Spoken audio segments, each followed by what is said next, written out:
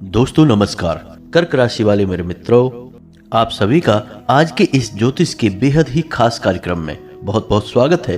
हृदय से अभिनंदन है। दोस्तों, आपके घर में घूम रही है यह एक दिव्य शक्ति जो आपको बहुत कुछ देना चाहती है, लेकिन आपको इसके बारे में कुछ भी पता नहीं है। यह दिव्य शक्ति आपके घर में क्यों घूम रही है, कितने समय से घूम रही है और यह आपके घर में कहां पर स्थित है, सब कुछ आपको इस वीडियो में हम बताने जा रहे हैं। दोस्तों, आपको हम बता दें कि यदि इस दिव्य शक्ति की पूरी कृपा आपके ऊपर हो जाए तो आपको यह रातों रात माला माल बना सकती है। लेकिन यदि आपसे यह रुष्ट हो गई, आपकी किसी बात से या किसी एक गतिविधि से यह नाराज हो गई, तो यह आपको बर्बाद भी कर सकती है। तो ऐसे में आपको इस दिव्य शक्ति के बारे में पूरा ज्ञान होना बहुत आवश्यक है, अन्यथा आप अपने ही हाथों अपना जीवन बर्बाद कर सकते हैं। हम आपको बता दें कि आपकी राशि के जातकों के ऊपर हमेशा किसी न किसी प्रकार की शक्ति हावी रहती है, कभी नकारात्मक शक्ति और कभी सकारात्मक शक्ति। तभी तो आपके जीवन में विचित्र घटनाएं घटती रहती हैं। कभी कभी आपके बनते हुए काम भी बिगड़ जाते हैं। आपको ऐसा लगता है कि ऐसा होना नहीं चाहिए था, काम तो पूरी तरह से बन चुका था, लेकिन बिगड़ क्यों गया।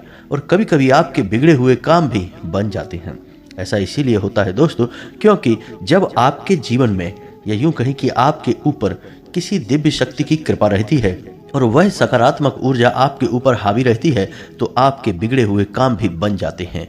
और जब वह शक्ति आपके ऊपर से हट जाती है, यानी कि आपकी ही किसी गलती की वजह से वह आपसे रुष्ट हो जाती है या दूर हो जाती है, तो नकारात्मक शक्ति आपको घेर लेती है, जिसे हम भूत प्रेत की शक्ति कह सकते हैं।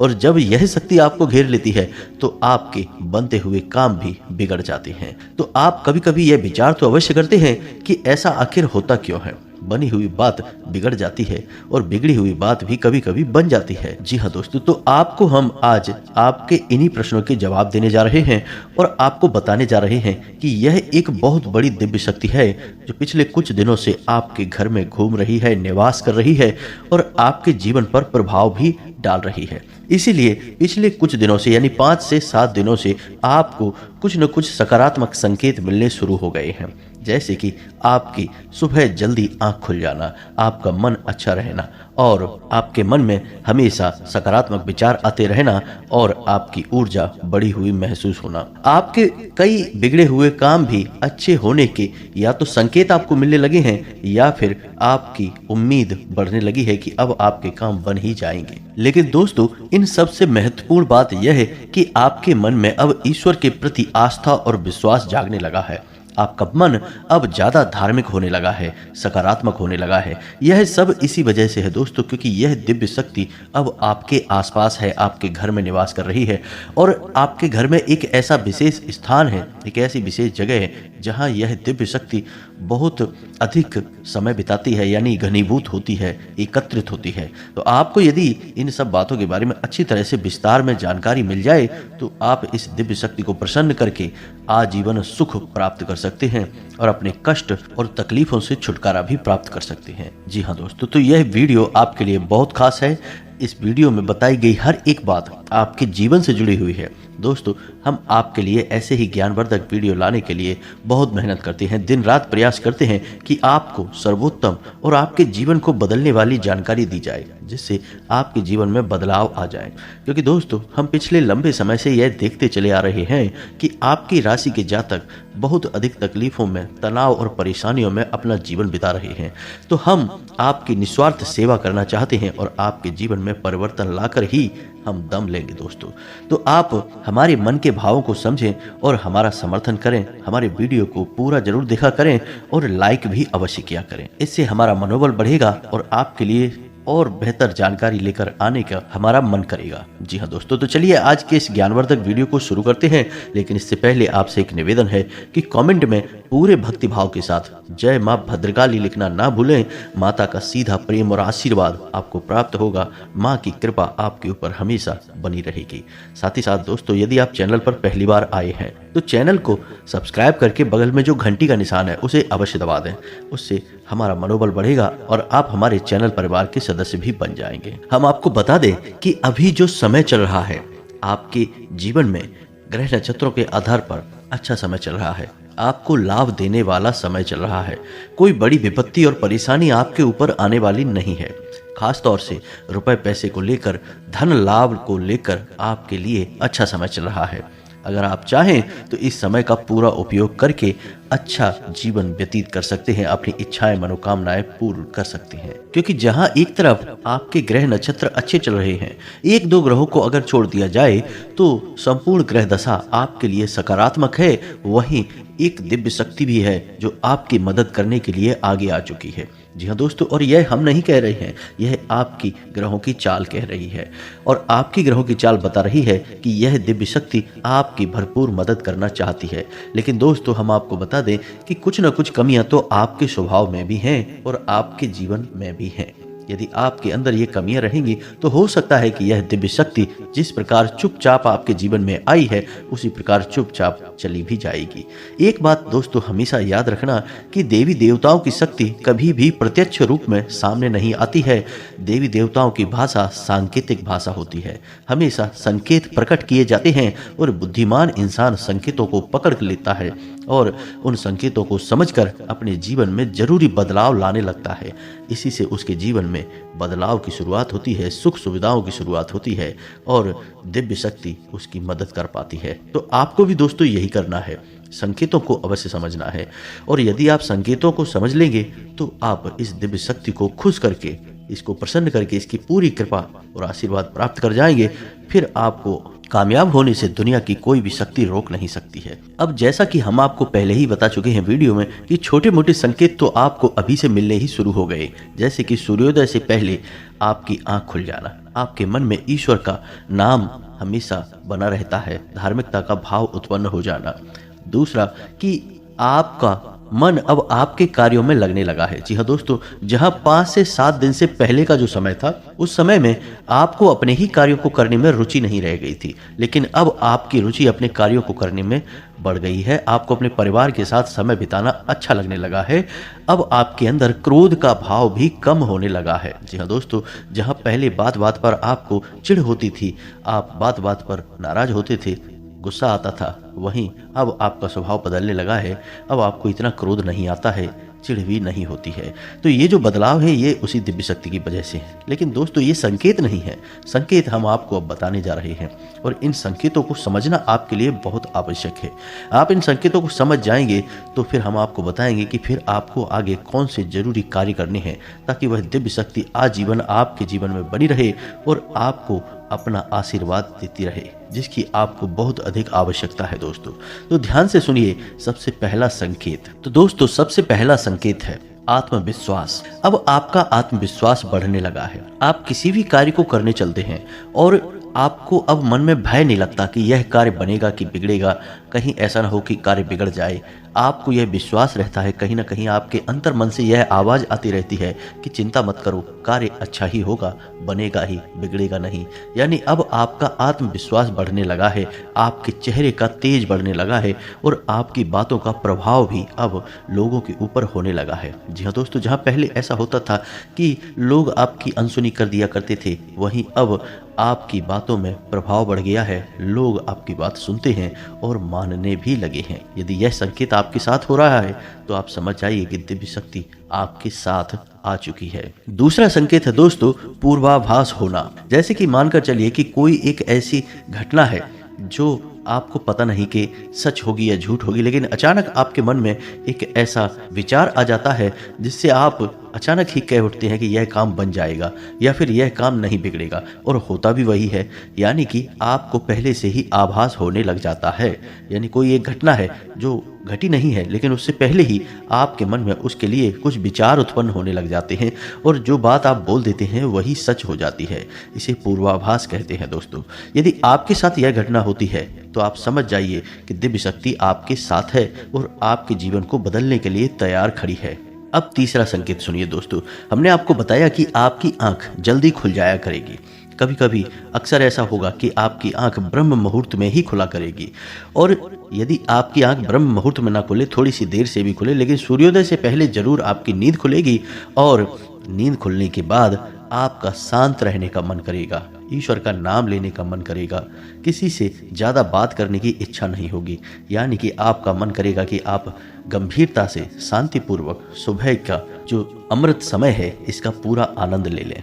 तो यदि ऐसी घटना आपके साथ हो रही है तो इसका मतलब यह है कि अब आपका अंतर्मन यानी अब आपकी आत्मा उस दिव्य शक्ति से जुड़ चुकी है। और सुबह का जो समय होता है, जो सूर्योदय से पहले का समय होता है, वह बहुत ही दिव्य होता है, क्योंकि उस समय भगवान सूर्यदेव पृथ्वी पर अपना पहला कदम रख रहे होते हैं और जो किरणें इस ब्रह्मांड में फैल रही होती हैं, अंतरिक्ष में फैल रही होती हैं सूर्य की, वे बड़ी ही दिव्य होती हैं, ईश्वरीय कणों को अपने साथ लेकर चलती हैं।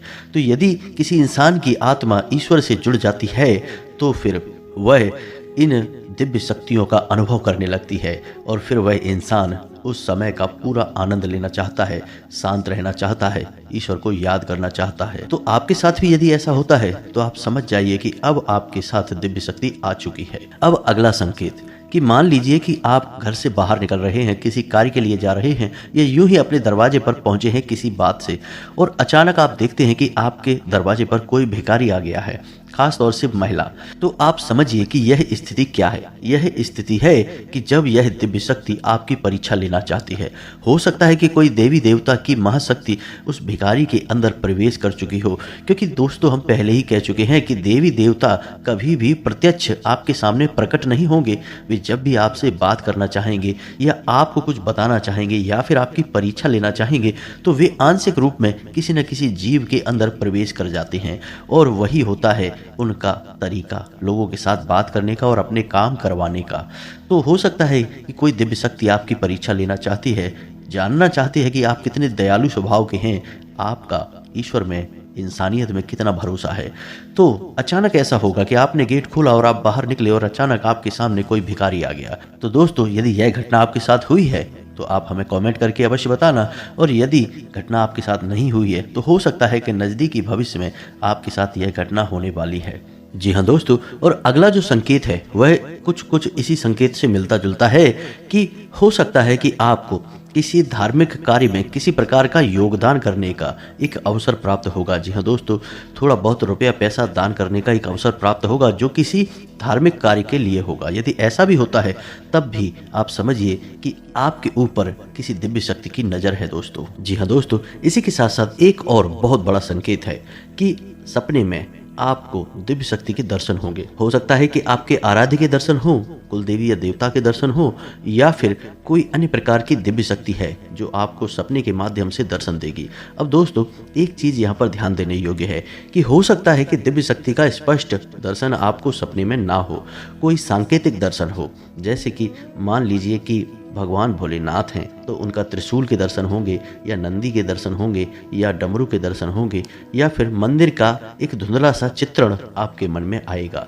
तो ऐसा कोई दर्शन यदि आपको होता है तो आप समझ जाइए कि दिव्य शक्ति आपको देख रही है और आपसे कुछ न कुछ वह करवाना चाहती है। जी हाँ दोस्तों, यह बहुत बड़ा संकेत है, इसे अनदेखा भूलकर भी नहीं करना चाहिए। कुछ और संकेत हैं दोस्तों, जैसे सपने में सांप दिखाई देना, काला सांप दिखाई देता है, यह भी देवी देवताओं के होने का संकेत है। सपने में यदि आप उड़ रहे हैं, यह भी बहुत अच्छा संकेत है। साथ ही साथ दोस्तों सपने में किसी अर्थी को देख रहे हैं, अपने किसी पितृ पूर्वज को देख रहे हैं, यह भी बहुत अच्छा संकेत है।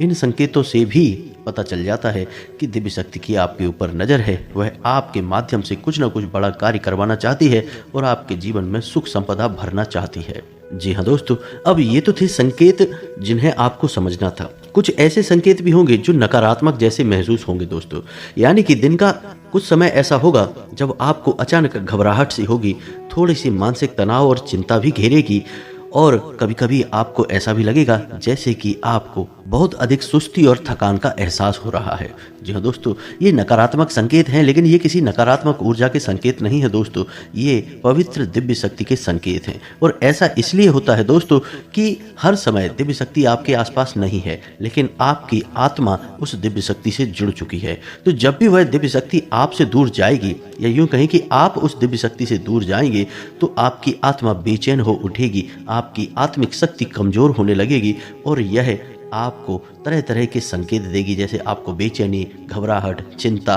गुस्सा, तनाव जैसे संकेत आपको दिखाई देंगे। लेकिन दोस्तों, ये संकेत जो होंगे ये लंबे समय तक नहीं रहेंगे। कुछ समय तक आपको महसूस होंगे, उसके बाद अपने आप ये गायब हो जाएंगे और आप पुनः शांति की अवस्था में आ जाएंगे, सुकून की अवस्था में आ जाएंगे। एक और महत्वपूर्ण बात कि आपको भीड़ भाड़ वाले स्थानों पर जाने का मन नहीं करेगा, लोगों से व्यर्थ की बहस और फालतू की बातें करने का मन नहीं करेगा। साथ ही साथ दोस्तों, अधिक से अधिक समय आपको एकांत में बिताने की इच्छा होगी, और जब आप एकांत में होंगे तो अनायास ही आपके मन से ईश्वर का नाम निकलने लगेगा, अनायास ही आपकी जुबान पर ईश्वर का नाम आने लगेगा। कोई न कोई मंत्र, नाम या फिर भजन आप गुनगुनाने लगेंगे। ये सब स्पष्ट संकेत हैं कि दिव्य शक्ति आपको देख रही है, अब वह आपको बहुत कुछ देना चाहती है। यदि दोस्तों इनमें से कुछ संकेत भी आपको दिखाई देते हैं तो आप समझ जाइए कि दिव्य शक्ति ने आपको चुन लिया है। अब वह आपसे कुछ विशेष करवाना चाहती है और आपको बहुत कुछ देना चाहती है। तो अब यह तो थी संकेतों की भाषा जो आपने अच्छी तरह से समझ ली है। अब आपको करना क्या है, यह बहुत महत्वपूर्ण है दोस्तों। आपको एक सही आचरण चुनना है। गलत तरीके से किसी भी कार्य को करने की कोशिश ना करें, झूठ ना बोलें और जितना हो सके उतना अपने काम ईमानदारी और मेहनत से करने की कोशिश करें। किसी भी प्रकार के शॉर्टकट या फिर अनैतिक कार्य को करने की कोशिश ना करें। साथ ही साथ दोस्तों, आपको दान धर्म करने का जो भी अवसर प्राप्त हो, अपनी हैसियत के अनुसार, अपनी क्षमता के अनुसार आप दान अवश्य करें। यह बहुत आवश्यक होता है दोस्तों। विशेष तौर से अन्न का दान अवश्य करें। और इन सब से अधिक महत्वपूर्ण बात यह है दोस्तों कि आपको नकारात्मक वातावरण से दूर रहना है। ऐसे लोगों से दूर रहना है जो हमेशा शिकायतें करते रहते हैं, एक दूसरे की बुराई करते रहते हैं, पीठ के पीछे किसी न किसी की हंसी उड़ाते रहते हैं, मजाक उड़ाते रहते हैं, या फिर व्यर्थ की बहसबाजी करते हैं और झगड़ा करने पर उतारू हो जाते हैं। आपको ऐसे लोगों से हमेशा दूरी बनाकर रखनी है और अपने मन को शुद्ध, साफ और स्वच्छ रखना है। अपना आहार सात्विक रखना है और ईश्वर को ध्यान करते रहना है, ईश्वर का नाम लेते रहना है। बस इन सब कार्यों को आपको करना है। बाकी आपकी आत्मा और मन तो बेहद पवित्र है ही, तभी यह दिव्य शक्ति आपकी ओर आकर्षित हुई है। अब यह दिव्य शक्ति आपको बहुत कुछ देने वाली है। तो अब हम आपको बताने जा रहे हैं कि कौन सी है वह दिव्य शक्ति और क्यों वह आपको बहुत कुछ देना चाहती है। दोस्तों, क्यों का जवाब तो यह है कि आपके मन की स्वच्छता, आपका पवित्र हृदय, आपके सच्चे कर्म और सबसे महत्वपूर्ण बात कि दूसरों को खुश करने की आदत, दूसरों के सुख से हमेशा सुखी होने की आदत, इन सब गुणों की वजह से ही यह दिव्य शक्ति आपकी ओर आकर्षित हुई है। और अब समय आ गया है कि आप इस दिव्य शक्ति को पहचान लें। दोस्तों, यह दिव्य शक्ति है माँ भद्रकाली की शक्ति। दीपावली का समय जब समाप्त होता है तो माता की कृपा आपकी राशि के जातकों के ऊपर विशेष तौर पर होती ही है। और आपने हमारे कहने से कई बार माँ भद्रकाली को सच्चे मन से याद भी किया है। तो अब समय आ गया है कि माता आपके लिए तैयार हैं, आपको बहुत कुछ देना चाहती हैं। अब ध्यान से समझिए कि माँ भद्रकाली का स्थान आपके घर में कहाँ होता है। दोस्तों, माँ भद्रकाली का स्थान आपके घर में ब्रह्म स्थान में होता है, यानी आपके घर के आंगन में। यदि माता भद्रकाली की कृपा आपके ऊपर होगी तो आपको अपने घर के ब्रह्म स्थान पर कुछ विशेष उपाय अवश्य करने चाहिए। पहला तो यह है कि आपको अपने घर के ब्रह्म स्थान में भूल कर भी कचरा नहीं डालना चाहिए, किसी प्रकार की गंदगी नहीं रखनी चाहिए और अंधेरा नहीं रखना चाहिए। प्रकाश की पर्याप्त व्यवस्था रखनी चाहिए। ब्रह्म स्थान का नाम ब्रह्म स्थान इसीलिए होता है क्योंकि वह देवी देवताओं का सबसे महत्वपूर्ण और सबसे अच्छा स्थान होता है। वह स्वयं ब्रह्मा का स्थान होता है, ईश्वर का स्थान होता है। तो आपको उसका विशेष ध्यान रखने की आवश्यकता है।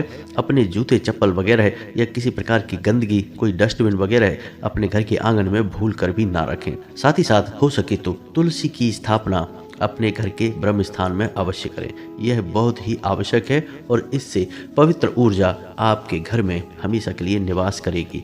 साथ ही साथ दोस्तों, आपको एक छोटा सा उपाय भी करना है जिससे माँ भद्रकाली की विशेष कृपा आपको हमेशा प्राप्त होती रहेगी।